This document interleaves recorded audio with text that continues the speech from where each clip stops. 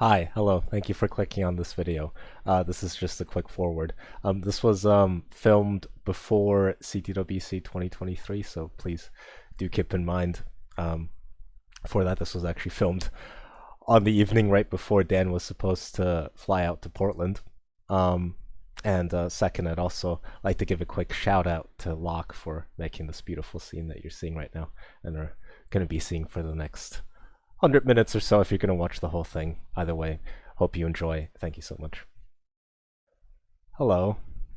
Welcome to Community Chronicles, the show where we talk to players, we find out about the players, we talk about our feelings, we talk about our past feelings, we talk about how our culmination of feelings will lead us into the future. And on today's episode, we've got DanV here with us. A Masters winner, a Challengers winner, a Hopefuls winner, a Futures winner, a Community Tier 1 winner, a Community Tier 2 winner, Brawl Championship winner, two-time UK champion, and most famously not the winner of CTWC Austria. Dan, hello. Do you have some opening feelings you'd like to share with us? I'll be back in Vienna next year, and I'll win it that time. No, it's an honor to be here. It's probably quite difficult to try and follow up the last episode and the episode before that with No one remembers those. Nog and cheese, but here we are. Well, let's go back to the beginnings. How did it start for DanV? What was what were DanV's introductions into the community? Well, I don't know how many people actually know about this, but it was actually a long time ago. Probably I said a long time ago, when the Jeff videos were hanging around on YouTube. Uh, Obviously, a lot of people got into it through the Boom Tetris with Jeff video, but I got into it a slightly different way, I guess you could say. So this is in 2017 probably, and I was like a really skinny kid. I mean, I still am, but that's not the point. So my friends at school were like, "You should start going to the gym," and I took a bit of convincing, but I ended up going to the gym and got a little bit interested in that, and I started watching loads of gym instruction videos, and I came across this guy called SVNestris, and I watched a few of that guy's videos, and then in my recommended, I saw Jeff versus Jonas CTWC 2016 finals, and I looked at the guy in the thumbnail, right, and it looked exactly like the guy that I was already watching. So I was kind of confused. I thought, why is this like really jacked guy playing in a Tetris tournament? So I clicked on the video, and obviously both of their names are Jeff, so that confused me even more. And then I ended up watching the whole video, and then I clicked on some other Tetris videos, and then it kind of just went from there. So that was, I just kind of watched it. I didn't really play. But then it wasn't until the 2020 World Championship where people played online, and I was like, oh, well, how are these people playing at home? And I kind of wanted to get in on that action. And, found out how to play the game, joined all the discords, and now here we are. So wait, remind me. When you when you wanted to get buff, this was when? Which year? 2017, probably, So yeah. so from 2017 to 2020, you were just following you were just following the videos and just being a fan, or? Yeah, I was just a YouTube normie, as people call them. But yeah, I was just following on YouTube for a few years. Well, I mean, since you were following live from YouTube, which I don't think many people have been doing since 2017. Can you tell me about some of your favorite matches that you can remember from that period? Favorite matches? I think probably, I don't think anyone ever has mentioned this game because I guess it's just not that relevant anymore. But I watched Joseph versus Yanni. in 2018. Like, it's such a random game to watch, but I think it was like Yanni is like quite far ahead in post transition, and then it's like he tops out towards the end of post, and Joseph wins it into 29 with like 700k or something. And at the time, I thought that was like incredible, and the adrenaline from that like moment, it kind of wanted me to experience that myself, a little bit. But it took a lot for me to actually start playing, I think. But that was probably one of the small factors that led to me end up playing that led up to me playing the game. What are your first impressions, just like of the community, of seeing the various tournaments you can join, the number of people about, just chatting all day about Tetris and whatnot? It was kind of weird being in the same server as like some of the best players in the world, I guess you could call it. Like, obviously, I joined like I think it was during the end of the CTWC 2020 group stages. So obviously, Dog and Huff and whoever was already through to top 8, and I was in a Discord server, and I was just seeing messages from them. It's really surreal at the time, and yeah, it really made me want to start playing matches. Made me feel kind of motivated from then. So, for people who do not know, DanV, formerly known as Dan Vinky, as he made his introductions around this time. This is how I remember these things. Dan Vinky, a new player, a new challenger onto the famous Kingsman's Tetris friendly scene. And this is where he made his debuts. And looking at your opening 3 matches, you've got 3 matches here against 3 staples of the Friendlies community. I'd like to give a warm shout out to all of these 3. Your first ever opponent was El Paltum. The second ever was 6-4. And the third one was Madra. So tell me about this. Tell me about Tetris Friendlies. Tell me about getting on there. Your impressions of a Kingsman. What was going through your head around that time? Well, I think before I joined the Kingsman's matches, I was actually playing a bit of Tetris Effect Connected and on Classic Score Attack. And there's one time I joined and I ended up matching with Wombo, and he was streaming on YouTube at the time. So I kind of stream sniped him a bit, and then I almost beat him as well. And I was like, well, if I can almost beat Wombo, who for some reason I thought was really good at Classic at the time, but he's obviously a modern player. I was like, maybe I can actually go into competitive in the NES scene. So that's how I ended up joining the Kingsman's Friendlies. And I didn't want to play like actual competitive matches because I was kind of scared of playing with stakes. So I wanted to find like a place where I could play matches with no consequence. And obviously, I joined. I had no idea how to set up a stencil or anything because I don't think anyone actually told me. I just got told by Kingsman, someone will help you set it up like when your match happens. Then my match happened. It was time for my match, and no one actually told me how to set up the stencil, so it ended up being pushed back more. And it was already 3 a.m. because it was like the Christmas edition, and for some reason, I decided to stay up till 3 a.m. to play a Tetris match. But yeah, I remember playing Elp, and Elp said something along the lines of, "Oh, I don't know who this guy is, but I'll play him anyway." And I was so like, I was really nervous.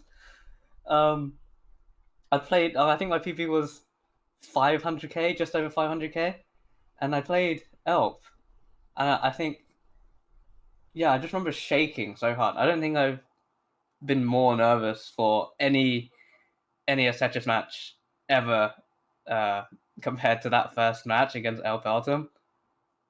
Even like CTUK, CTWC, Vienna, like you said earlier. Yeah, that first match was probably the most nerve-wracking matches I've ever played in my life. But you won though. You won in a decider against Alp. How? I mean, winning in a decider against Alp in your first match, obviously, with how nervous you were, I'm sure that must have felt pretty great. Oh yeah, I loved it. I didn't have a camera on at the time, but I was like jumping around in my room. It was actually, I think if there was a camera and I watched it back, I'd be so embarrassed. But I was actually like, but I couldn't be too loud, obviously, because it's 3 a.m. I didn't want to wake up my parents because I was at home at the time, and yeah, I didn't want to wake everyone up. But yeah, I was jumping about. I was celebrating so hard. One of the things I remember, because I was interested as to how this wonderful story of DanV was to unfold, uh, was the first CTM tournament that you played. You qualified into Tier 2. Um, and one day I get a message from you saying, hey man, I won Tier 2.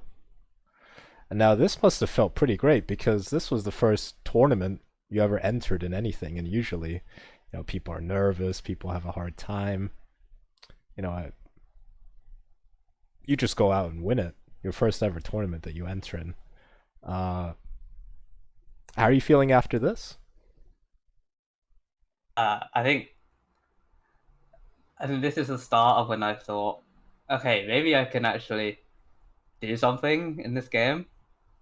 Um, Obviously it was only tier 2, but at the time it was a really big deal for me because I'd never played any like actual competitive matches ever, and I obviously came up against a Maxout player in the final, and I had 700k as my top score.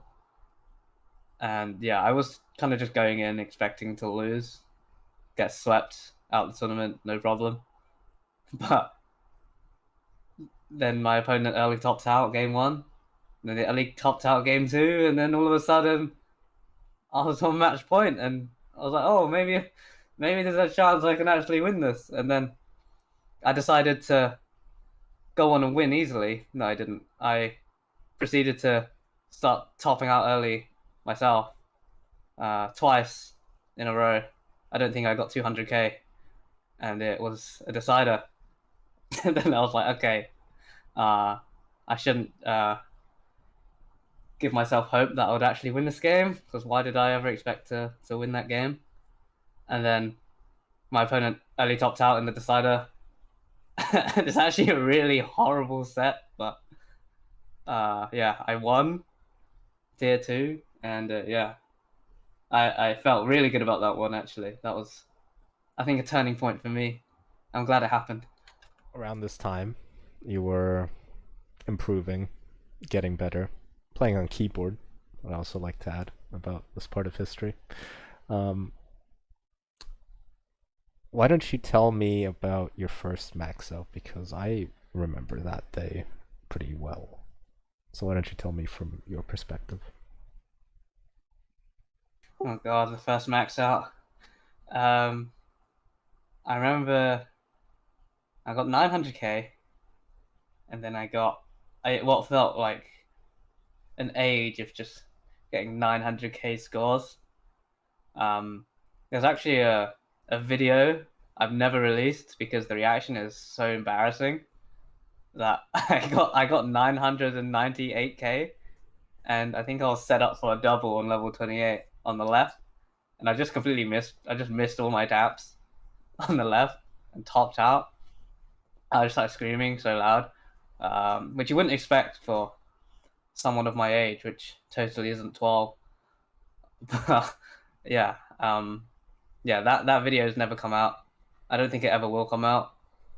But yeah, then I think I posted that in the Friendlies, the Kingsman server, and Aaron, I believe, said, "Oh, you're gonna max out within this week or next week or whatever." And then I booted up another game, and then I just maxed out. And then like it was so unexpected, but I thought I'd just never max out. I'd just get 900k, have a 900k PvP forever. But yeah, I maxed out, and I started jumping and screaming. Probably not as much as I did against the win against in the win against Elp, but yeah, that was probably close to it. And yeah, that video exists. I would like to take it down as well, but yeah, unfortunately, that video is there to stay. And yeah, if you want to watch that, you can, but I'd recommend not watching it just because it's so I embarrassing. think the first tournament that really would go on to a highlight reel of DanV in the future when you retire, who knows, would be CTUK, obviously, that year. That was the second year in a row when CTUK was online. I think 2020 may have been PAL. So I don't know if Yeah, there even I was think it. so. Yeah, I think it was PAL, I but don't think. I wasn't around then anyway, so I didn't play. Yes, and CTUK has a bit of an interesting history because I think, yeah, so it was mostly in PAL, and then I don't know if there ever was an NTSC tournament. I know that in 2019 there was a real life tournament, and Yanni won, and then but Alex was the UK champion because Yanni won, so you had to pick the best performing UK player. But anyway, CTUK 2021 was a pretty good event because you had the first, at least in a while, I don't know if it was the first one, I can't say that for sure, but first UK NTSC tournament in a while. And the UK is a hotbed of Tetris talent because obviously America makes the vast majority of good players. But then after that, you have to say UK, Japan has a few, Finland, Germany, but the UK would probably be the second best country, or maybe Canada after the United States. So this is a stacked tournament. You've got players like Brendan playing in Masters. Around that time, Richard, Masters winner multiple times. You've got Heps around that time, best ass player in the world. You've got a very strong field there at CTUK, and Dan, you played in that event, um, and you had an interesting run, didn't you? Yeah, a little bit of an interesting run. Uh, a shocker that I won that, to be honest. Yeah. So in the event, the first two rounds you win in sweeps against Pesaurus and Tim, the iconic duo, and then you've got Brendan in the semifinals, and Brendan, okay, maybe he'd stop being that active, but around 2020, I remember him being very active, one of the best players in the world. Um, Playing in CTWC, made top 16. Um, Very strong opponent on paper. And you've got Dan here, never played in Masters before, going up against Brendan. And you ended up sweeping him. And then in the final, you met Richard. And this was, yeah, I did not see Richard losing that because Richard was active around this time. He'd actually been playing in CTL, been very successful in CTL, winning multiple titles in a row. And you're playing against Richard in the final, and ended up winning. How did those semis and that final? How did that play out from your perspective? I was expecting to lose to Brendan. I was happy with semi-finals, to be honest. Like, obviously, I knew Brendan was top 16, top 16 CTWC, lost to Sam Finch Yeah, in that group final, and then obviously he's a regular Masters player. He's played the best players in the world and beaten them. Made it to the final of Masters that 1 month before CTWC 2020 as well. Yeah, so I was expecting to just get destroyed by Brendan. No expectations to even take a game. And then the first game, I was playing horribly. I think I had like a 300k transition or something, but Brendan topped out at right on 19, I think, with 400k, and I just kind of lined it out to chase him down. And the next two games, I think I got it was double kill screen. I got 930 or something, and Brendan got just shy of 900k. And then I maxed out in game three and complete the sweep. So that was I played pretty well in that tournament. I think it was up to that point. It was my best tournament performance ever. The finals, it wasn't as good. I early topped out the first game, and then Richard early topped out the second game. Well, it was like at transition. And then there was actually a game that got discounted because I don't know what happened, but Richard's stream just like his Twitch account just got hacked or something because his account just died for a good maybe 5 to 10 minutes. And he actually maxed out in that game, and I got 900k, but that game didn't count, so we just kind of restarted from 1-1. And then he only topped out the next game, and I felt so bad that happened, just because he probably should be ahead in the set, and then he early topped out. But you take those, and then I think he topped out on level 20-21 in game 4, and yeah, I won the match, and it was not the best set, but I won the match, and at the end of the day, like that's what people are gonna remember. Like, obviously, I remember it because I played in it, but as a spectator, as someone who just knows about it, you're only gonna remember who wins and loses at the end of the day, and I won the match, and that's the most important thing. Yeah, CTUK champion DanV crowned that day. And time goes on. You're still playing in futures, you're still playing your friendlies and whatnot. And then we come to CTWC 2021, and obviously I've talked to people like Dog and Cheese who were favorites for this event, but for you at the time, I think the goal probably was to just qualify first and foremost. And what was that like? Like trying to having CTWC on the horizon. You watched it last year, but this is the first time you're competing. You're gonna try and qualify for CTWC for the first time. And most people are projecting multiple max outs and whatever. And what were your thoughts going into CTWC? Yeah, like as you said, just to qualify, as the old, very famous quote from Joseph Staley, just there to qualify, and I was actually there just to qualify because I had no hope in hell of winning. Never played in Masters, played in Challengers once and got eliminated in round 1. Yeah, so I just wanted to get in. I think people were kind of estimating that it was going to be 2 max outs for the tournament, and I had some practice runs. I actually did some mock quals, and I was getting maybe 3, between 2 and 3 each time. So on that front, I was like, okay, yeah, I should have this in the bag. And then the day before my actual qualifier, I was at university, and I had to. There was like an event happening, and I was gonna come back the night before and then sleep at home and then qualify that day. But then I was on my way home, and then there was an issue with the trains, and there were no trains running at all that night. So there was no way I was going to be able to get home. And if I had no way to get home, there was no way I was going to be able to qualify on time. I just missed my slot. I was really scared because I thought I'd just get disqualified and wouldn't be able to participate.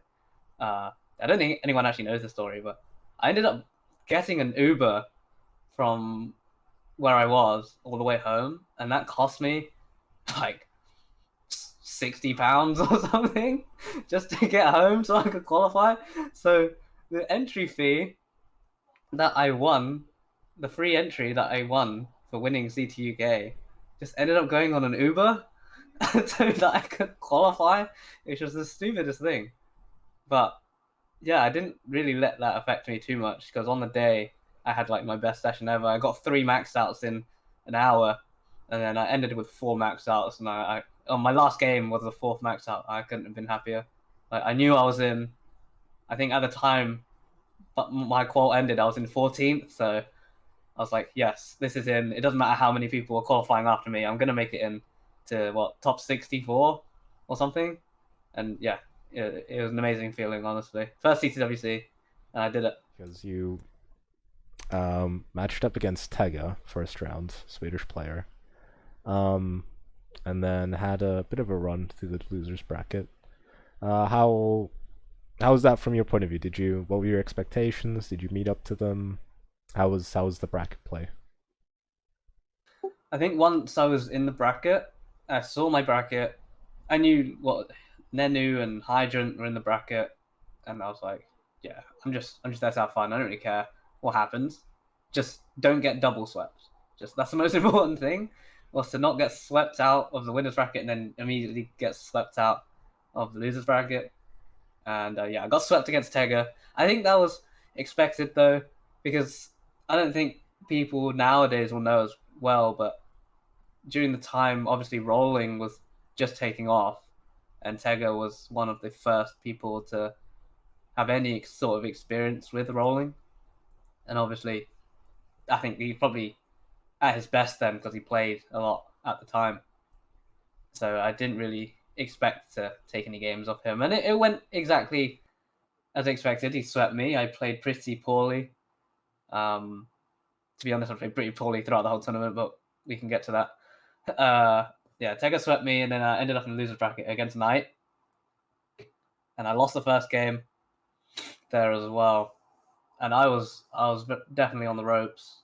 It was 2-1 to Knight, and I knew obviously if I lose the next game, I'm gonna go home essentially. Yeah, it was very scary. For that game 4, probably my best game of that tournament, that entire tournament. I got a Maxout into kill screen, and I won by like a Tetris. And the decider, Knight topped out level 22, and I went on to win the game. Oh, level 20, I think. Yeah, and I went on to win the game, and I think that match was so important, just to make me like feel like somewhat good about myself, somewhat good. I'm not terrible. I deserve to be in CTWC, and that game really proved it. And yeah, I went on to play Red Shirt, won that in a decider, and then I ran into the most recent Masters event winner, Luis, in round of 32, I guess, is what it was. And I got swept out the tournament by Luis. So 2 wins and deciders and 2 losses and sweeps. So basically the worst performance that you could possibly have to get to top 32, but I managed it and ended up in 32nd place. So, pretty happy about that one. I think at that event you had a couple rollers. You obviously had Cheese, you had Huff, Tega was about it as well. Poke Nerd, and I think a couple other people I'm just completely forgetting right now. But it wasn't too many. It wasn't the case yet that every hydrant, obviously as well. It wasn't the case yet that every player at the top level was rolling yet. But I think around this time you really did start to see the revolution come to affect the masses. Yeah. Have a lot of people who are masters level, challengers level, like around that range, a lot of them switching over to rolling. And this was around the time when you switched over to rolling. So how was that? How was initially getting into it when it had been done by a couple people, not by everyone yet, but trying to learn from the resources available? Like, what was the struggles? What can you remember from that period? I think for me, this was probably the best time for me to start rolling. So after the CTWC 2021, I finally got a TAP 1.2, which was something that I had been struggling to get for about, I think, probably 6-7 months at that point. Yeah, I got the TAP 1.2, and then I decided, you know what? There's no point playing TAP because it just hurts my arm, and I'm not going to win anything with it. So I'll try out rolling. It was my final year of uni, so I actually had a lot more free time than I would any other point. Because obviously, when I started playing, I was working for a year. I took a year out to work. Then I did my final year, and then now I'm obviously working after graduating. But so I had a lot of time, a lot of free time. So it was perfect time to like actually try and figure out how it works. And it took me, I don't know why, maybe because I'm a lot older than everyone else. I don't look it, but I am. It just took me so much longer to learn it, I feel like, and to get any good. It must have been 6, 7, 8 months, closer to a year, before I did anything significant with rolling. But it was a very slow process. But I'm glad I committed the time to it, because otherwise I probably wouldn't be playing, I think, if I didn't learn it, just because I'd probably be so far off pace. Yeah. How long did it take for you to get to the same level you were at with tapping? So you were what, 1.2 tapper, pretty good player, futures, challengers level probably. How long did it take for you learning rolling to get to that level with rolling? It was a tough one. Because I think my progress like really fluctuated a lot. Like there were some days I was way better than I ever was with tapping, and then the next week I'd be horrible. I think maybe when I made Masters event in May, I think it was May 2022, then I was like, okay, maybe I'm actually decent at rolling at this point. And I think that's when I made the switch to just being full roll, because I remember obviously Mega Masters happened the month before that in April, and at the time I was still tapping before in matches and qualifiers. I was tapping up until the kill screen, and then I'd switch. And I failed to qualify for Mega Masters, even though it was 32 people. So I just thought, what's the point? What am I doing? Why am I still tapping? And then I made the switch to roll. I did a full roll qualifier, and I got 1.27 and 1.23 or something to make it into Masters event for the first time. And that's when I thought, okay, you know what? This is going to be good. This is, if I just stick to this, I will eventually become good at the game. And yeah, I just kept with it. And over 15 months or something? No, it's way longer than that. It's like 1.5 years since that first Masters event now. I feel like it was definitely worth putting in those hours for sure. Yeah, you mentioned that first Masters event. That was one where the first round you played against Sidnev, and you do have to add at this point Sidnev was still tapping. This was still before Yeah, they had switched, and it isn't the Sidnev now that basically up until the finals is unplayable and just a complete very good chance for being best player in the world. You know, that type of Sidnev. But it was still a very strong opponent, and you beat them. And then you had to play against Fractal, who was pretty good player. yeah, he's all right, I guess. Yeah, he's all right. Yeah, you had to play Fractal, and this is 2022, so this is after you won Mega Masters, after you broke through, won his second Masters title, but that one really big Masters title, beating Dog in the final. Um, and you ran into him, and you lost. Yeah, unexpectedly I lost. Yeah, Yeah, but you know, it's progress. It's your first Masters event. You even won a match against a very very strong opponent, someone who's already made Masters finals and whatnot. Um, Now you've fully switched to rolling. What are you thinking at this point? Do you think you can rise up the ranks, move up way up the top? How are you feeling at this point? um, I think that Masters event really gave me an idea of what I could achieve uh, in Tetris. Just because I always thought those guys were like untouchable. If I played them, I'd just get swept every single time.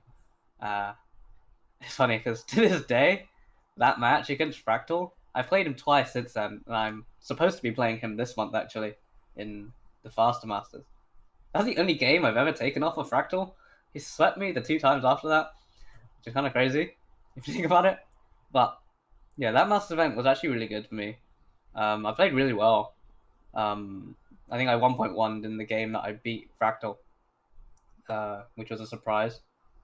And yeah, I really felt like I made that breakthrough from becoming like a nearly run player and like someone that can actually be at the top of the Tetris world, I guess. Right, and this is the prelude. This was a couple weeks before the what would have been the spring Classic Tetris Brawl Championships.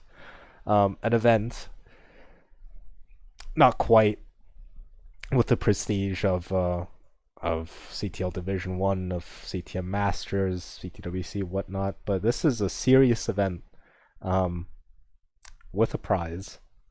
Um, even if that prize was a CTP mug or whatever it was. But it did have a prize, which is better than most events at this point. And most importantly, it has all the best players trying to qualify for it and playing in it and trying to win that. And so you've got a pretty strong field at this event. You qualified for that, and how was that? Because I believe there was a three-way at the beginning. Am I correct in saying that? Yes. So yeah, so you had a three-way with Somalian and Roman, um, and then would go on to win that event against DMJ in the finals. Um, what can you remember from that event? How was that? How was winning your first really big title? Yeah. So I remember I just graduated, I think, or I just finished my like final exam, and I'd moved out of uni. So I came back home, and I played in Brawl on my laptop. I didn't have I didn't want to play on my console because I was on LCD at the time, and I didn't really want to mess up my timing because I'd been playing at uni for the past however many months. So I was just so used to it. I didn't really want to switch right before a big tournament, so I didn't. And yeah, I played on my crappy laptop, which couldn't even handle Maxout Club and streaming and the Twitch stream at the same time. So it crashed a lot, which is really annoying. But that's besides the point. Yeah, I played Somalian and Roman, and Somalian topped out early twice, so that one was kind of free, I guess, because he kind of just gifted me the wins, which was a bit unfortunate. But you take those, you got to take those every day of the week. And then I had Sidnev in the second round. They were still tapping at the time. I remember it was a decent set. I dropped one game. I topped out like 27 or something. But yeah, it was an okay set. Actually, no, it wasn't. They topped out early twice, I think. But I won the match, and then I had Tetris time in the semis, and that was a good game. 1.1, he 1.1 on me as well. So that was a good set. And then I had DMJ in the final, and DMJ had actually looked really good in that tournament. I think he knocked out Blue Scooty and Jerpy Dude, I think.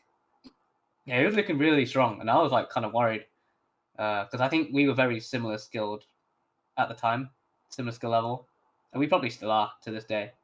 But we're both like kind of new rollers, and yeah, he'd been destroying everyone up to that point. But I just played like even better. I don't really know what it was. I think there was this one game. I think both our PBs were just just about 1.3, and I think it was game 2. We double 1.2, and I got to level 32, and it was really like insane moment. I think at that point it was probably my highest score in competition, 1.29 something, and I think after I won that second game, I was like, okay, yeah, this tournament is mine. I'm not gonna. There's no way I'm going to let DMJ come back into this one, and I ended up sweeping him, and he topped out right at the transition, and yeah, that felt good to go through a whole tournament in one day and win. It kind of just proved to me that I can play for prolonged periods of time, which obviously would help for things like CTWC qualifiers, which are 2 hours long, and obviously with the rolling grip, it does strain your hand a little bit after a while. But to know that I can play for a whole tournament in one day, it really gives me even more confidence. Confidence that I probably will probably end up being the death of me in the actual tournaments, but in the future. But who knows? We'll see. Well, I mean, you speak of that confidence. You use that confidence to go to your first ever real life tournament, I believe. Yes. First ever real life tournament, which was the sequel to the 2021's CTUK tournament in real life in the beautiful city of Huddersfield. And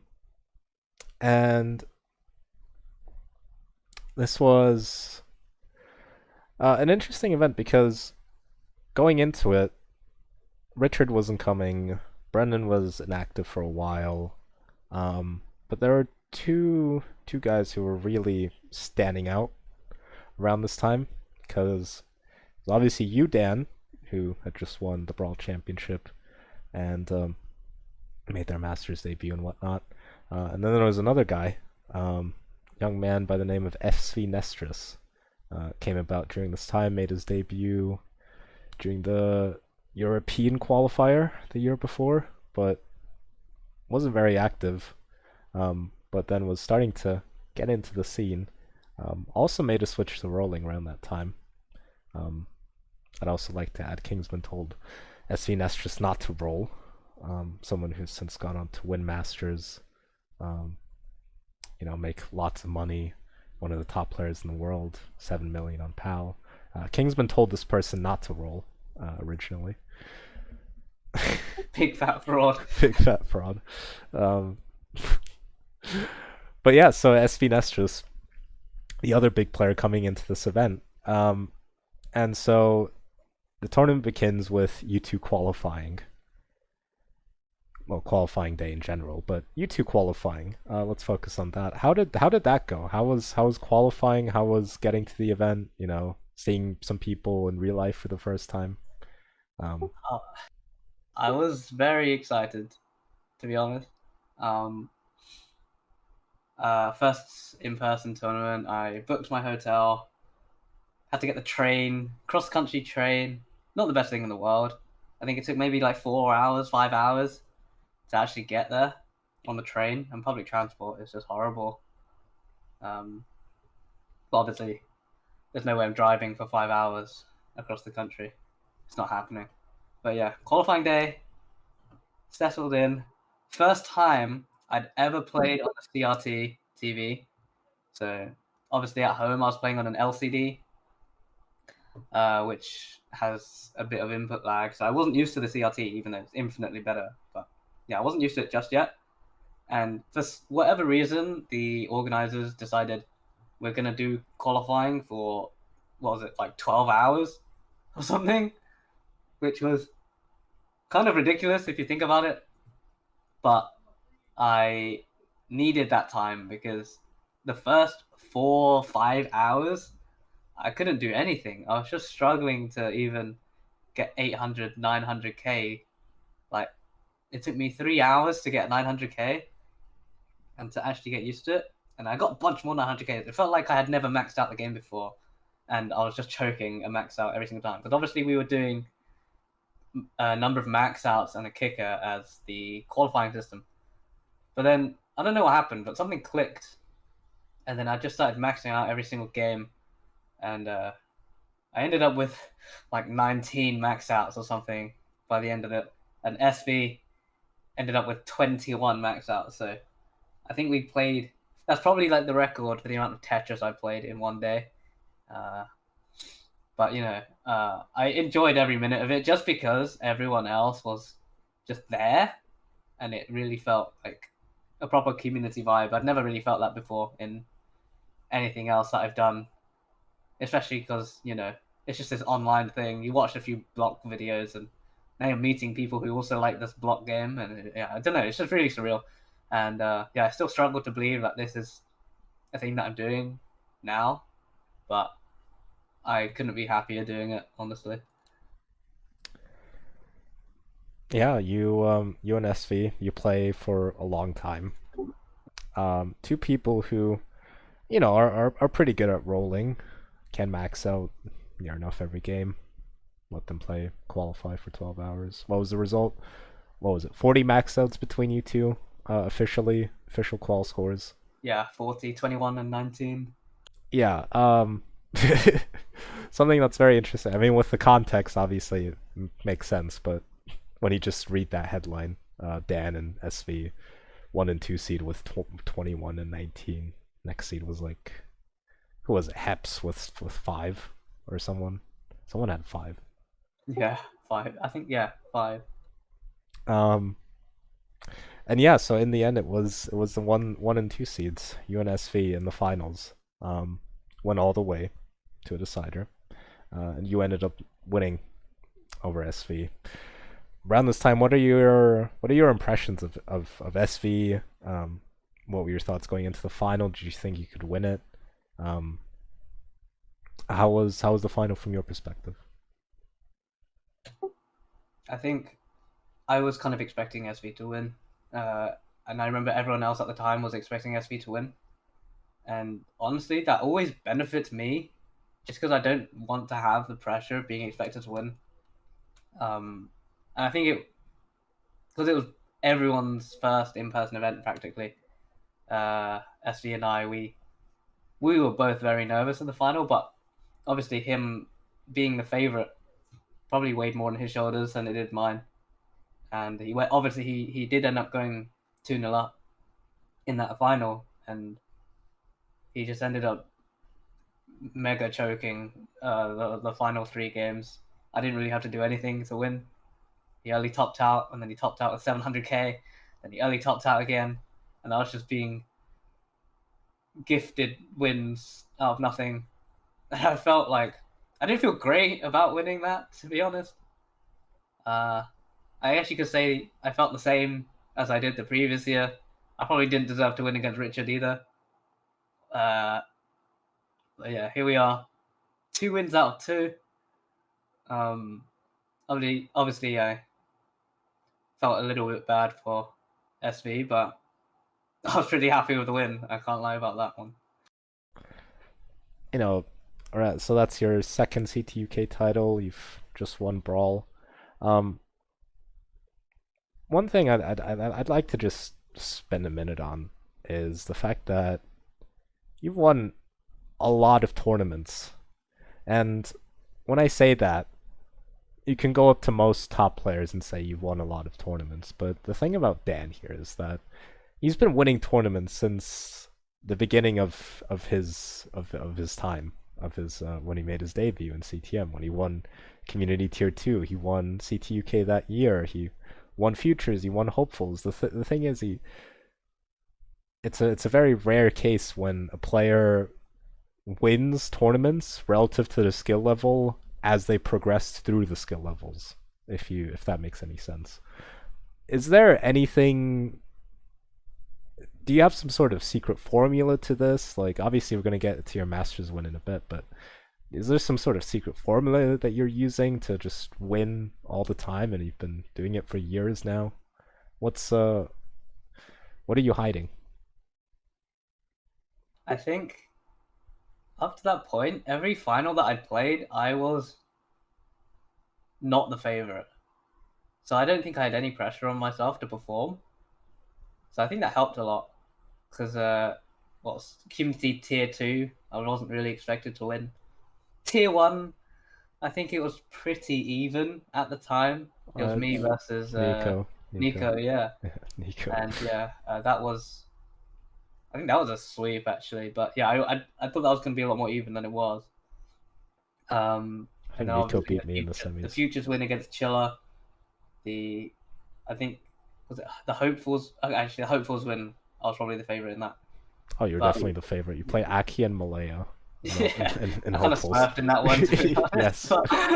And you played Grand Designs as well, that Yeah, one. yeah. Okay, apart from that one, yeah, CTUK. Obviously, I was not the favorite in either of those. Brawl, I was probably about even with DMJ. So I don't think any of pretty much the finals, I was never really the favorite, and I think that really helps. I don't have any pressure on myself, and I can just play to what I'm capable of. I don't have to worry about people expecting me to do anything, and yeah, I think that really helps me. Right. So the next big event, this is not one that you win, but this is, I think you'd agree, probably a pretty big event for you, very important event for you. Obviously, it's CTWC 2022, back in Portland, back in real life, a converging of the community after growing for 2 years online. This was the first time that a lot of friendships that have been made were able to be fully enjoyed in the physical realm. So you came over to Portland. You were obviously, I think, a pretty good player. Not one of the favorites. Obviously, had the whole Big Six thing going on at the time. But definitely a good player. Definitely gonna make it into the bracket and win a few matches maybe. Um, Going into Portland, what were your thoughts and just how was the whole weekend?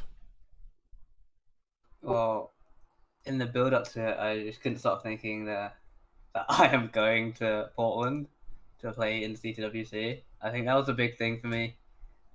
Just to be there and meet everyone for the first time and carry the country on my back for the second CTWC in a row. But yeah, it was very surreal. Like just being there and seeing Chris Tang, someone that I've been watching and listening to for what the past 6 years, 5 6 years at that point. Yeah, it was just crazy to obviously to meet you. That was the first time I met you, I think, that Yes. that year. Um, but yeah, it was probably one of the best weekends uh, I've ever had. Just being there. Obviously, I didn't have any expectation to win or perform well at all, really. But yeah, Well, your expectations for qualifying, like, um, I think you were probably expecting to make the bracket, but did you have a specific goal in mind for that? yeah, I was expecting to make the bracket. I hadn't actually done any mock qualifiers, uh, just because I'd been playing well up to that point anyway. I hadn't made masters again since my first one, but I was feeling pretty confident that I was good enough to just max out the game if I could. So my goal going into it was probably 7. I think it was 7 max outs. But I didn't really factor in the fact that it was everybody's first in-person CTWC. There was going to be nerves, and there were nerves. I choked a lot because I ended up being put on the mainstream. The only time I was on the mainstream the entire weekend, but that's not an important thing. Um, yeah, I ended up getting 5, which at the end of it, I was like, you know what? I beat my qual from the previous year, which was, I think it was 4 max outs and 880. And this time I got 5 max outs and 990. So at the end of the day, it was better than my last one. It's going to be enough to get in, and that's all I could ask for. And it ended up being 18 seeds, so it wasn't even that bad. Right, and you end up playing Knight, a DAS player, in the first round. I specifically remember this match because um, I think I think I had already played, so I was just trying to watch, trying to see my friend play. You were on the side stage, commentated by Vandy and Pumpy, playing against Knight, a match that I was pretty confident you would win. I think most people were. Um, and then before you'd know it, you were 2-0 down. So what was going on there? Yeah, well, I was obviously it's a rematch from the previous CTWC where I won in a decider, so I just obviously had to lose 2 games to win it in a decider. And I was just playing really bad. The first game, it was actually really close. We both hit kill screen, and I was like 10,000 points back. Um, and I topped out like 930, 940 to 930 or something. And I was so disappointed in myself because I feel like I really should have won that game. And then I don't know, it felt like my controller was just missing taps, and I was just misdropping everything. I don't know if it was because of my controller or because of how nervous I was, but yeah, I was just misdropping a lot, and I think I was 200k down going into the second game into level 19, and I just instantly died on level 20 because I just missed about 5 4 taps on the left side. I just hung like long bars on top of each other and just topped out with 400k on level 20, and I was like, okay, I just flew what for 10 hours across the entire world to just go out in round 1, round 0 even, to a DAS player. No disrespect to Knight, obviously, but as a roller versus a DAS player, you would expect, you know, the roller to win. Obviously, not the case with you, but um, yeah, I was expecting to win. People were probably expecting me to win as well, and I was 2-0 down. And at the end of that second game, I was a little bit tilted. Like it's the first time I probably been annoyed at myself in a game for a very long time. I felt like I'd never really had a completely embarrassing performance, and I didn't want my first shocker to be in the biggest competition of them all. So at the end of that game, I actually smacked my controller against the table. You can't really catch it on the video because on the second stream it was just the face cam and you couldn't really see anything else. But I actually smashed my controller on the table, and I got up. I just walked away for about like 5-10 seconds to just like mentally reset. And then for whatever reason after that, I just stopped missing taps. So I don't know if it was because I smashed the controller that it just fixed itself.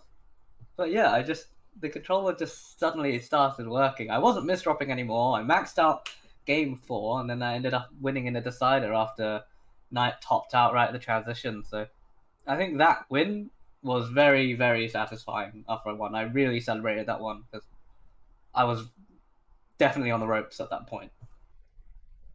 So you get through Night, the round 0 match, the top 48 match. Top 32, you've got you play seed 15, which was Nevinator. You win that in a sweep. And that's you done for the day. That's you done for Saturday. And then we get to Championship Sunday, and the top 16 players, you're among them. The only seed upset to make it into top 16 as well, 18th seed. And you have to play Eric ICX. And I remember this very vividly because I was walking to the convention center with you, and I think I told you even, I really think you're gonna beat Eric. I think for some reason, I think I just have this strange feeling that you're gonna win against Eric. And the result, it didn't quite happen. Did it? You actually got swept against Eric. What was it like playing against Eric that day? Because he seemed to be on something about that whole Sunday, Saturday. Eric was on something. Yeah, I think we should have gotten tested for performance enhancing drugs or something because yeah, he was looking unbeatable that entire weekend. I think because I think I was the last match of the day on the second stream on that Saturday, and obviously Eric's match was happening immediately. Well, at the same time as mine, but mine just finished earlier because it wasn't a sweep, and they didn't go very far into the game. And then I got up and I was able to catch the last game, I think it was, between Eric and Poke. Poke, yeah. Yeah, and he just dropped 1.4s and chasing down scores into level 40 or something. I was like, bro, why am I even here? But yeah, I was looking forward to the match because you know what? It doesn't matter how I perform anymore. I've hit my goal. I made it to the second day.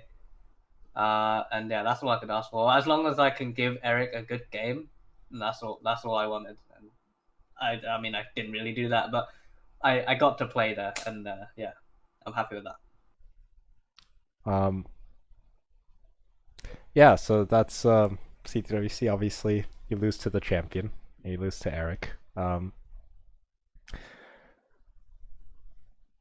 After that, you continued to play Friendlies, Masters now. Most of the months you're now in Masters.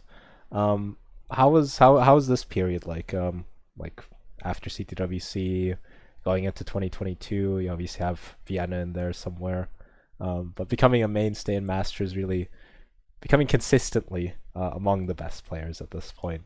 Were you doing anything special? Was it just the natural progression? How was DanV at this time? Haven't had that name in a long, long time, but yeah, I feel like my progression has been very linear. Like it's been, well, it's yeah. I feel like my progression has been very linear. It's been very slow, but been very steady progression. Obviously, rising through the ranks, and I wasn't just some random who just instantly appeared in Masters one day. I feel like I really worked for it to make it through futures, hopefuls, challengers, and finally into masters. And I feel like the experience on a CRT really helps with that, because obviously after CTUK I got a CRT, and CTWC 2022 I'd been on CRT for about a month, so not too long. And yeah, I just spent a lot of hours just grinding the game on the CRT, and it really like improved my game, just because you get like a tiny bit of extra reaction time, and that is huge. It makes a huge difference. And I had the stacking brain. I think I just needed the time to be able to make the moves, and I made masters in the first month back after CTWC. Instantly got swept out the tournament by Fractal, CTWC runner up, obviously. So no surprise there. I think I was in challenge for 1 month, but then yeah, I was making masters every single month, and it was a weird feeling going from just like being happy to even get close to the cutoff for masters, because at this point I think it was probably 1.2, and to be guaranteed masters, it was really difficult thing to achieve. And yeah, to go from being happy to make it in to being expected to make it in every month was, yeah, it was just a next step in the progression, and a natural step, I guess you could say. So obviously I mentioned this event. It's not that relevant. I don't even know if I'll keep this in, but while I have you here, I might as well ask you about CTWC Austria. Um, you had it was an interesting event because obviously, we were trying to organize this event, um, and really mainly with the goal of just having an event, having done it, having one in the country, in our city, So then when I start asking people, do you want to, hey, we're gonna have this event here, if you want to come to Vienna and play in a tournament, would love to have you. And then before you know it, you had players like you, like Sidnev, SV, Heps, Adam, all coming to Vienna. And before you knew it, this little regional tournament of one country became stacked with players from all around the continent. And you were definitely one of the forerunners of that. Um, what were your thoughts going into this one? Because it's probably not going to be remembered hugely. I mean, it was just a small regional event, but considering the player size, it must have felt significant at the time. Yeah, I think it ended up being like almost like a European championship, if you think about it. Obviously, I was there, SV was there, Sidnev was there, so like really top European players there. It was something I was there to just like hang out, and it ended up being a really competitive tournament. It was actually a really significant tournament. So just for the fact that obviously up to that point I was using this really thin.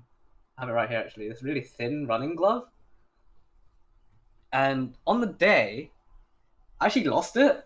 I actually lost the glove on the tournament day, and I was like kind of panicking a little bit because I didn't want to just play like trash if I didn't have a glove. And then Sidnev very kindly offered me their glove, like they had a spare one, because obviously when you bring gloves you have two of them. So yeah, they let me use their one, and obviously, yeah, I don't know what it was, but I just played so much better with it. And maybe because it was a lot thicker and the contact was a lot cleaner on the controller. So yeah, that I think once I used that tournament, it was probably the best performance I've ever had in a live setting, because I was just maxing out every single game in the qualifier, uh, and I got the 1.2 in the finals against Sidnev. So even though I lost, I felt like it's something clicked, and I just got way better just because of that glove. Yeah, it was weird. I don't know. Yeah, it was a strange one. It was top heavy, definitely. So in the first couple of rounds, you played against Arden, player from Italy, Dewey, the now Iberian champion from Finland. Beat him. Then you played against Messex, a set that I remember very fondly, that you won in a decider. Can you tell me about that set? Because Messex isn't, for all the things that we know Messex for, as a competitive player, Messex is known to be inconsistent at times. Definitely a very good player. Definitely has it in them to be a very strong player. Um, but not someone you would expect to see their top level from every single time. And then for some reason, this on this Saturday, Messex was really playing well, very well actually. Doing very well in qualifying, beat Adam to get to the semifinals to play you, and takes you all the way to a decider. How was that set against Messex? Well, I looked at the bracket once it was done, and Sidnev and SV were both on the opposite side of the bracket. And so I was looking at it, and I saw Adam, I saw Messex, I saw Dewey, and I was like, you know what? I should be able to make it to at least the finals, and I should be able to do that. And then Messex started playing, and then I think they were dropping just like Maxouts in the rounds, in the earlier rounds as well. And I was like, oh my god, Messex might actually beat me. This might actually be a tough match. And then we started playing, and the first game, I think this was probably the closest one.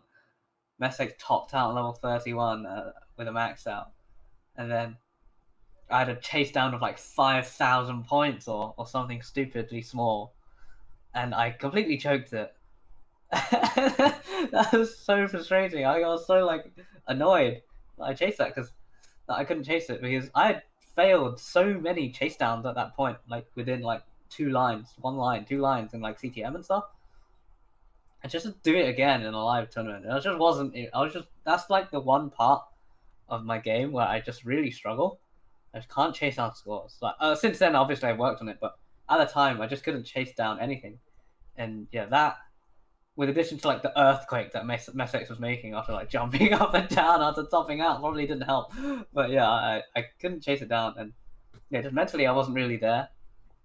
But obviously, I was able to get it together in the games following that, and an unfortunate early top out later, and I was in the final. But yeah, it was a very good set. Probably one of my favorite in-person sets that I've played to this day. Actually, yeah. Yeah, you hung 2 bars in a row. I remember. Um, and then you played in the final against Sidnev and lost in a sweep. Thing is, you played well in that set, didn't you? You played. Well, okay. I mean, you could have played a lot better, but it wasn't like you were just playing terribly. And for context, this was before your Masters victory. This was when Sidnev was making Masters finals basically every month. Um, when you look at it from a perspective of who's playing the best Tetris at this point, you really could have made an argument that Sidnev was the best player in the world, not just Europe at that point. So, what did you think going up against Sidnev, and then losing the match in the end? Oh yeah, I mean, I wasn't really expecting to win that one. Obviously, my underdog strat didn't work out this time. The only thing I really had going for me was that Sidnev was just struggling to win in finals. Obviously, the 3 Masters events in a row. I think was it Texas Championship or something? No, wait, Wake, Heart of Texas, the Waco. Heart of Texas happened, and Yeah. they came second in that as well. So a lot of second place finishes for Sidnev, and um, at the time, and obviously I'm not the same level as the players that Sidnev had to face in those finals, but it was still a final nonetheless. And that was the only thing I really had going for me.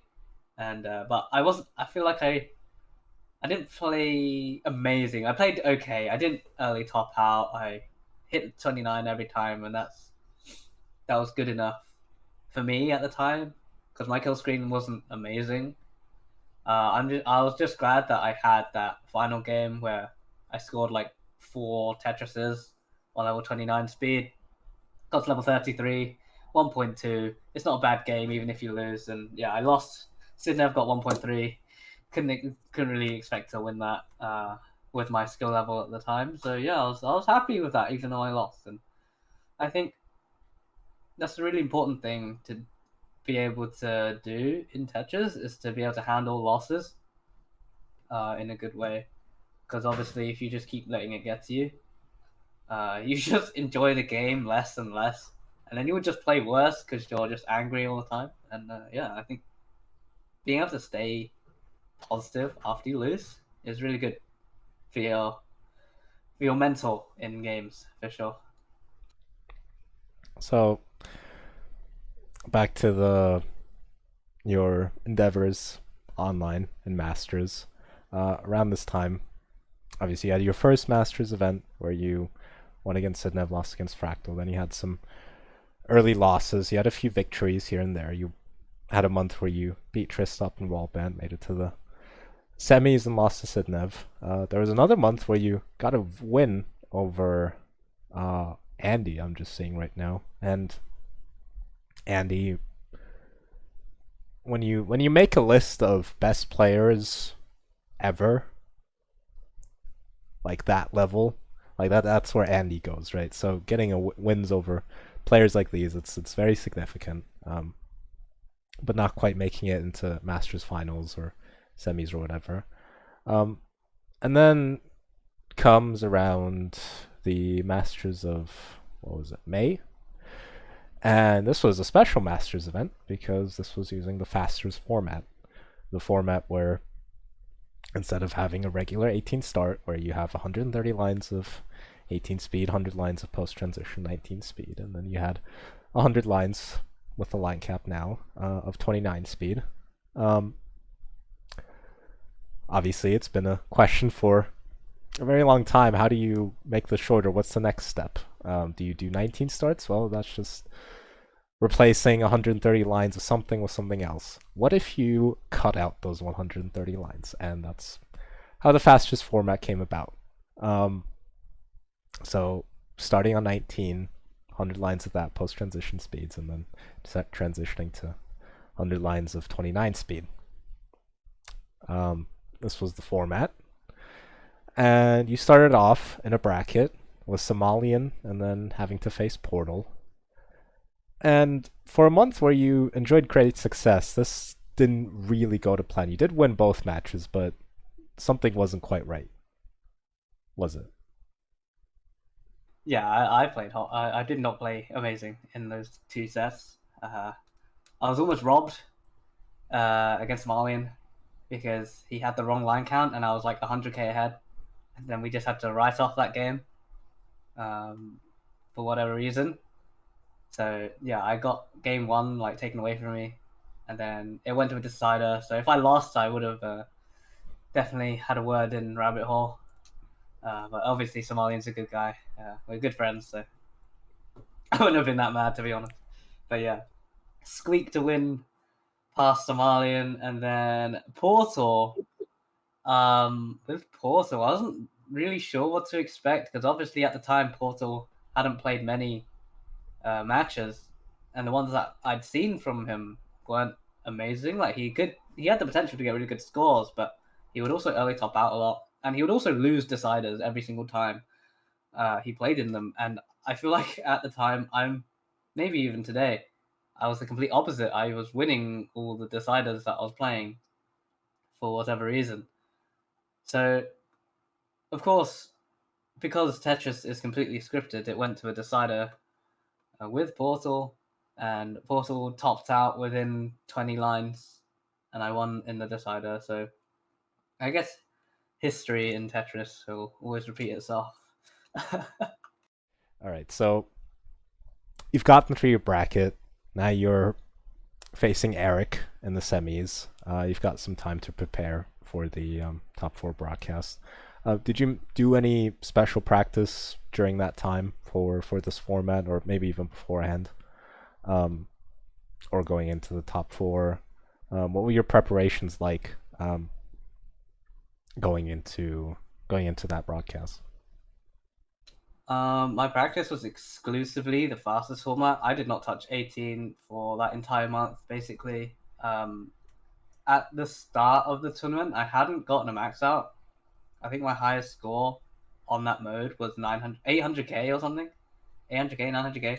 So I did like I did a few practice sessions of just going for my first max out, and I think it took me a few streams, but one of the streams was like I was playing really well. I was just dropping 800k like pretty consistently, and then this one game, I just ended up with a 1.1 as my first max out. I was like, okay, maybe I'm actually good enough to do something in this mode. And obviously, leading up to the matches, I played second, so I got to see Andy and Gerald play first, and they were winning with like 600k each time. And I was kind of thinking, you know what, I can get more than 600k basically every time. So I was quietly confident about this month. Obviously, it was Eric, world champion, swept me in CTWC, so it's a little bit of difficult seeing the opponent, but I had belief in myself this time around. Yeah, it was full circle. You obviously didn't stand much of a chance against Eric that day, but on this day, during the Faster Masters Top 4, you were pretty on fire, I'd say, as someone who watched that event. I'd say playing against Eric and Gerald, two of the absolute best players you could play at any given moment in this format. There was just something about you that day, like it all just clicked, didn't it? You beat both players in 5 games. They were best of sevens now for the semis and finals. Both of them didn't take more than 1 game from you. And this was, well, it was your first Masters finals against Gerald, and instantly won that. And you were performing a good level higher than everybody else that day on this format. So what went right on you? What went right for you that day? I think it was practicing the mode. I'm not sure how much practice the other guys did, but I know Eric, he's pretty vocal about it. Doesn't play as much as he used to.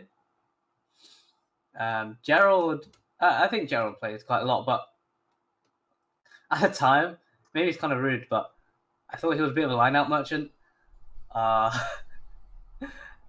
I thought he wasn't that good at stacking like consistently for Tetrises, and I had been practicing that, so I thought there was a solid chance that I would be able to just out aggro Gerald, and as long as I didn't top out early, I'd be okay. And it didn't happen. I didn't top out early like too often. I think maybe the earliest was probably 32, and yeah, and that was a pretty good performance for my standards anyway. So this is it. You've won your first Masters event. You know, the thing about Masters is obviously it's not the type of tournament that you can name every single winner of. There's like about 10 events each year. Sometimes all with a different winner. Obviously, but the important thing about it, obviously, is the fact that there's thousands of dollars on the line, which means that the very best players of each month in the world are going to be competing for that prize. And really, in terms of what there is to be won in the Tetris community, in terms of skill level required, you would probably make the case that other than CTWC, it's Masters, which every player wants to win and dreams of winning. Has the biggest prize pool and all of that, all the prestige that comes along with it, getting the green roll in the Discord and whatever. How was winning Masters like? Just that feeling, having done it. Yeah, it was pretty unbelievable. I've been watching CTM for nearly 3 years, probably 2.5 years, I guess. And yeah, I never really expected to get to the level that I got to. Didn't think I'd ever even make it into Masters, let alone win the whole thing. Yeah, I couldn't really believe it. I still can't really believe that I won Masters to this day. It is a weird feeling. All right, so after you won Masters, little side point I'd like to spend a little bit of time on. A few weeks after that, you played against Huff for the Tetris Friendlies Championship belt. Now, for as much as Kingsman makes noise, this isn't the biggest event that exists. This isn't the biggest title to hold. But considering the fact that you are, I don't know, top 10. I know you're definitely on the top 10 of most Friendlies matches played. I think you're. Second. I think you're second. Yeah, you're way up there. Like maybe, yeah, the most outside of anybody but Martz. Um, what is about Friendlies? You still play Friendlies after all these years. You know, a lot of good players have played Friendlies. Maybe back in 2020 during the peak of lockdown, or 2021.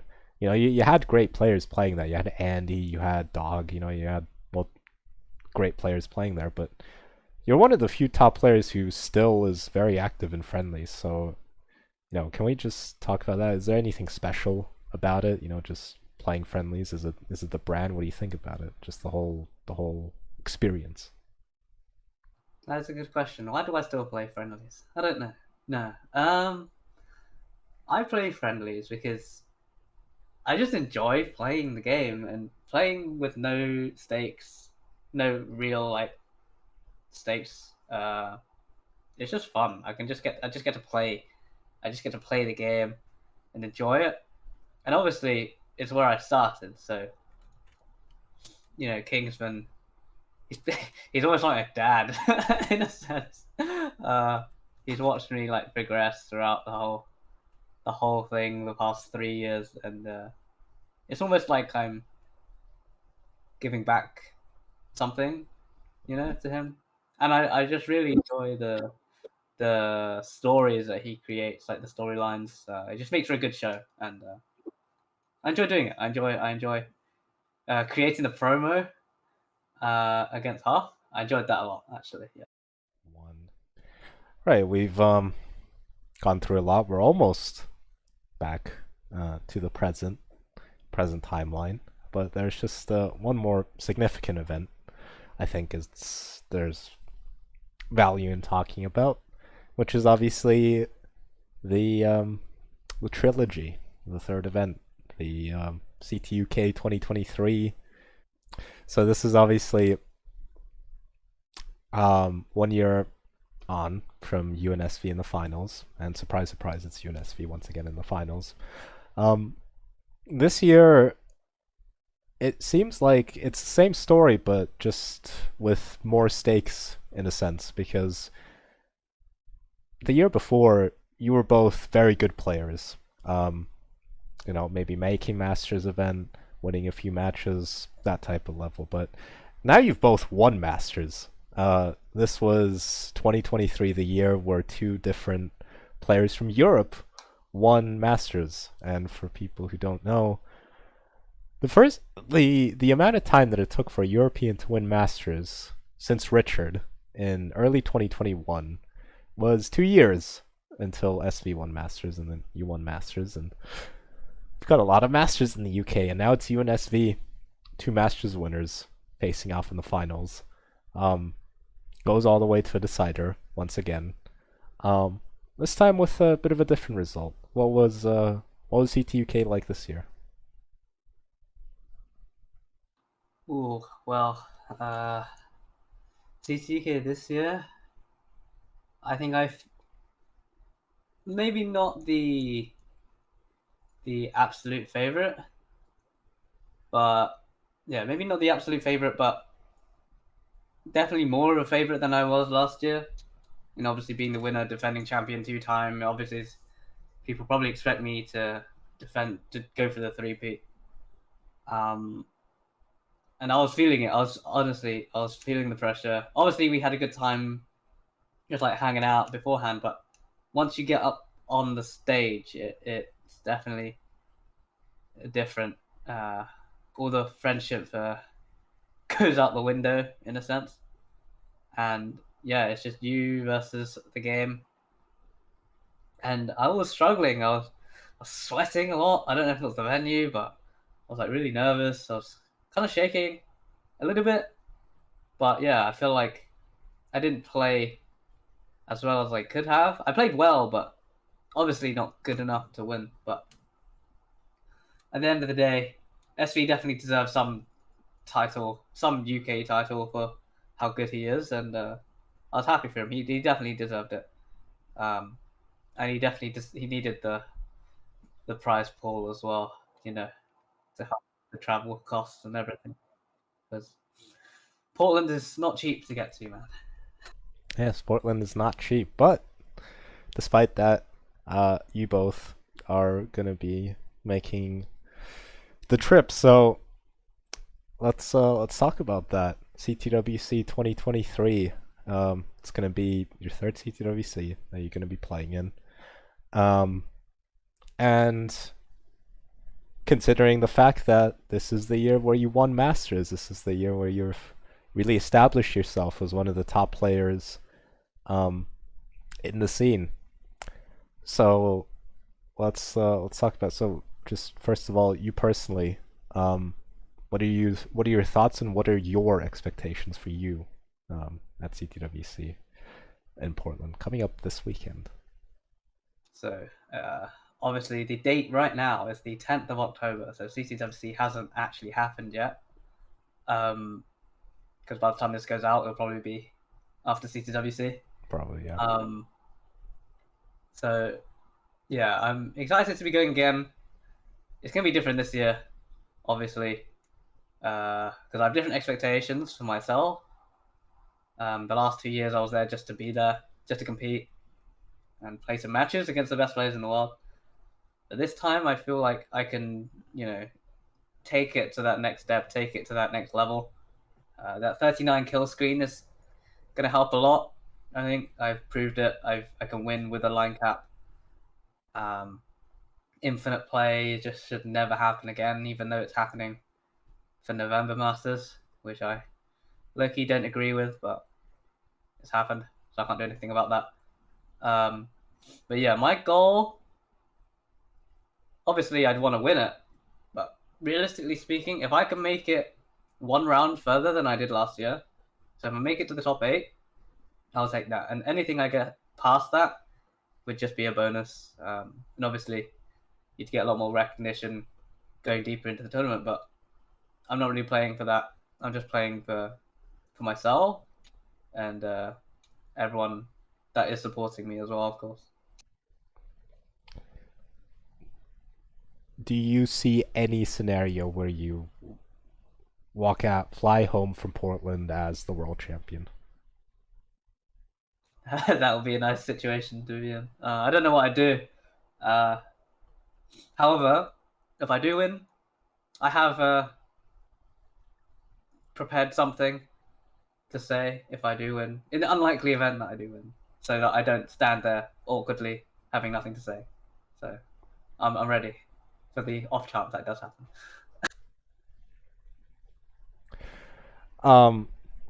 Obviously it's you there who's going to be making waves, one of the top players, but I think this year some of the side characters today who we've talked about, Sid, Nev, SV, both of those two are definitely going to be, well, are going to Portland.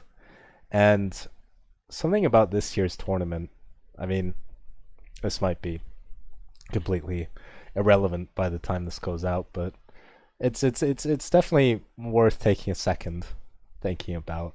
You've got 3 European players who are going to be going there. This year alone, you've had you winning Masters, you've had SV winning Masters, you had Luis winning the latest Masters for Portugal. Unfortunately, not going to be in Portland. Sidnev, a mainstay of the finals and arguable best player in the world. With you 3 there, surely this year's the best chance we've had at anybody outside of the United States winning the event. Obviously, you had Corian and Green Tea in years past. But in terms of today, in terms of what we have in the scene, I think surely this is the best chance we have at a European winner. Yeah, I would absolutely love it if any non-American, not just European, if any non-American were to take it home. So I'm rooting for Warband. Uh, if it's not going to be SV or Sidnev or me or myself. But yeah, I'm really hoping this is the year that we are able to take the trophy away from America, because it'll be the first time ever, and I think that'll create a good story, some good headlines in itself.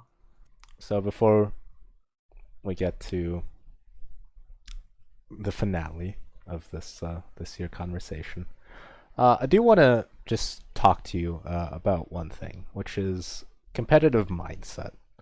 Now, some statistics here for all you viewers who are into that kind of stuff. DanV is currently the 14th highest rated player on ELO in the classic Tetris scene. Has a ELO high of 2070, currently at 2069.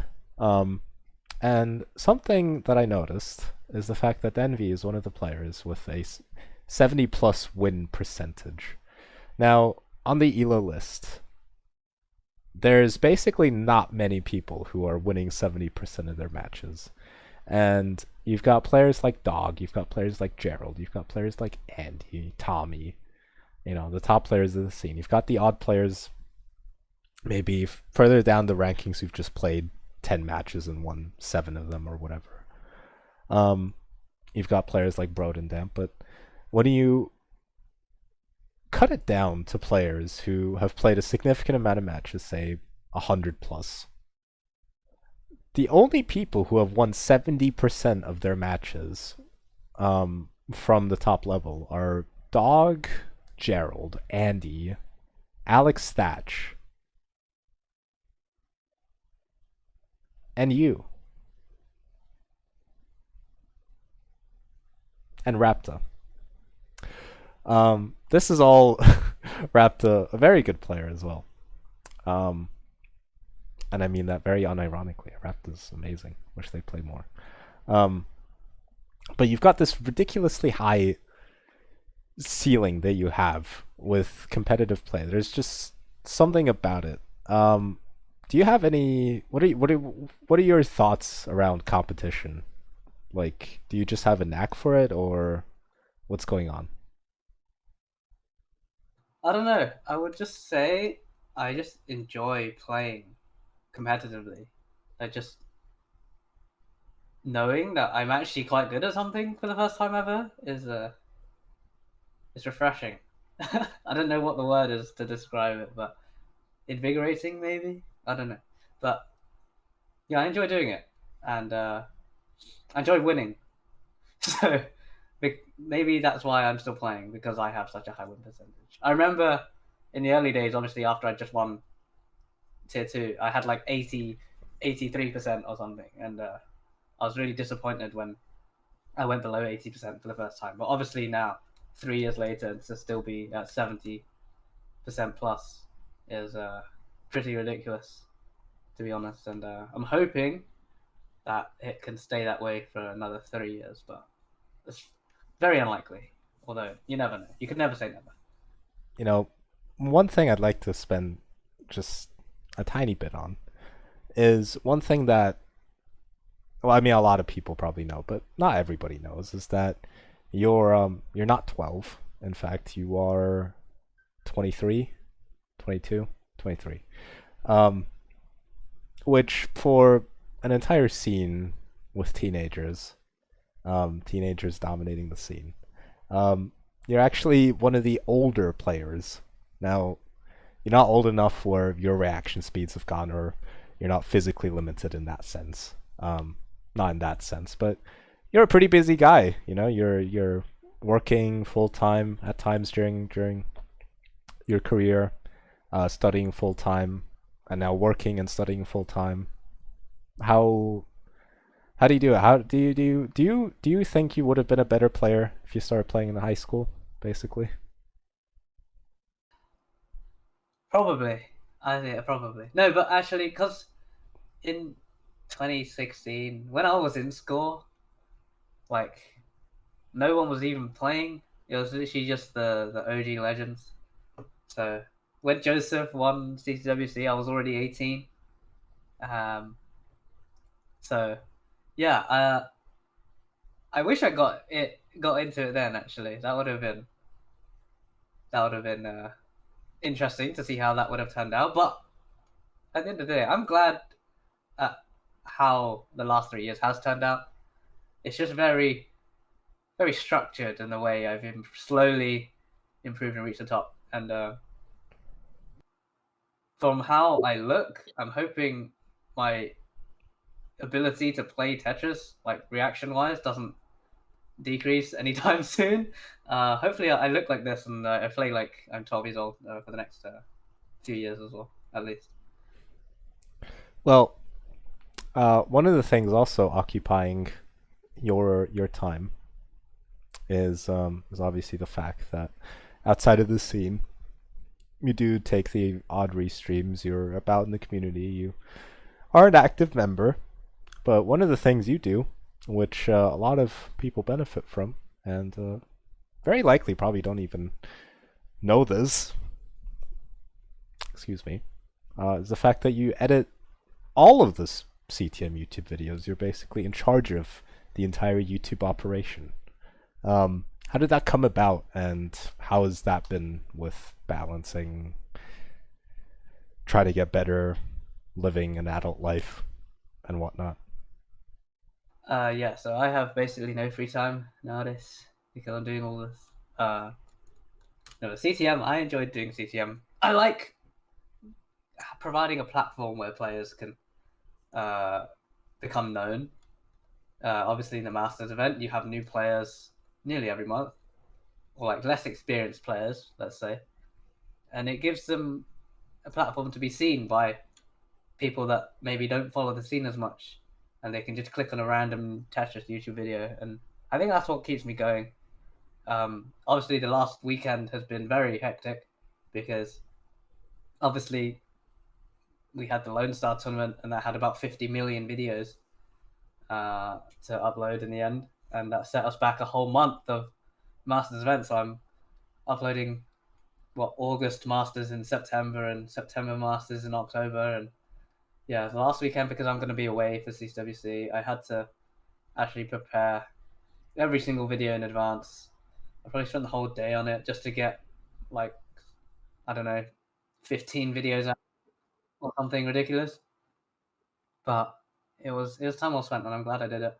I'm gonna continue to do it for the foreseeable future until my computer dies because there's too many VODs on here. But yeah, I enjoy doing it, and yeah, I'm glad that people uh, get a lot out of it. Is the main thing. I'm glad to keep the YouTube side of things entertained. Yeah.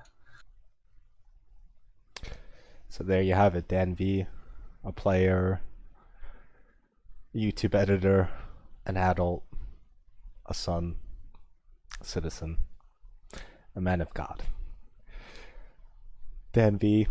I think one last point is what does the future of DanV hold? Obviously, you want to keep doing YouTube and whatever, but you as the player, and how do you see this whole scene unfolding? How do you see yourself unfolding? How do you see yourself inside this scene unfold?